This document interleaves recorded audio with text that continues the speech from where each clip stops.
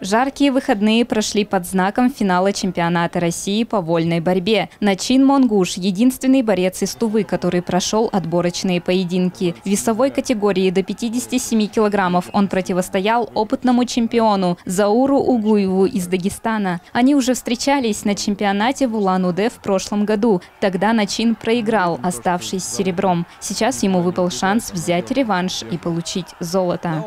Но я думаю, что мы каскада приема не увидим, потому что это финал. Здесь на кону каждая ошибка. И ты имеешь в виду, что борцы будут максимально осторожничать? Максимально осторожно, но пока мы чуть ошибаемся с этим. И сразу же началась борьба. Вся Тыва во время боя выкрикивала имя борца. Ребром.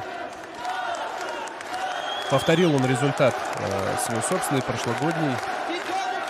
Начин сражался за честь нашей республики, но схватка снова завершилась победой Угуева. Монгуш – двукратный серебряный призер России. По признаниям комментаторов, у молодого Начина есть все шансы проявить себя. Он еще не раз выйдет на бой и, безусловно, станет спортсменом мирового уровня.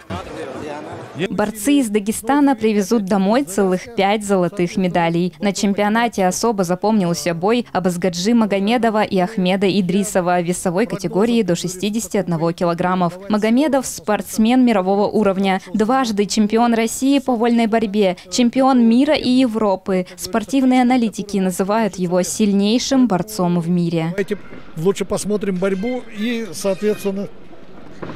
Да, соответственно, сейчас Абазгаджи Магомедов все-таки переходит в контрнаступление, забирает ноги своего оппонента. И очень в опасном положении находится Ахмед Идрисов. Сумеет ли он сейчас с одной стороны из него выбраться, с другой стороны бросок пытается осуществить, но Абазгаджи напирает. Заходит, во всяком случае, попытка зайти за спину, забирает ногу. Поднимаются оба спортсмена. Вот сейчас очень удобная позиция для Абазгаджи, будет подсечка. Абазгаджи решил участвовать в первенстве России, чтобы подтвердить звание чемпиона. Его соперник Ахмед Идрисов – восходящая звезда вольной борьбы. Он уже бронзовый чемпион мира среди юниоров. Это был захватывающий бой легенды и подающего надежды перспективного борца. Пожали руки, оба спортсмена, конечно, прекрасно друг друга знают. Может быть, друзьями не являются, но хорошими знакомыми. Одноклубниками являются. 5 секунд до конца. Абазгаджи в защите. Идет в атаку Ахмед Идрисов. 3 секунды. 2, 1.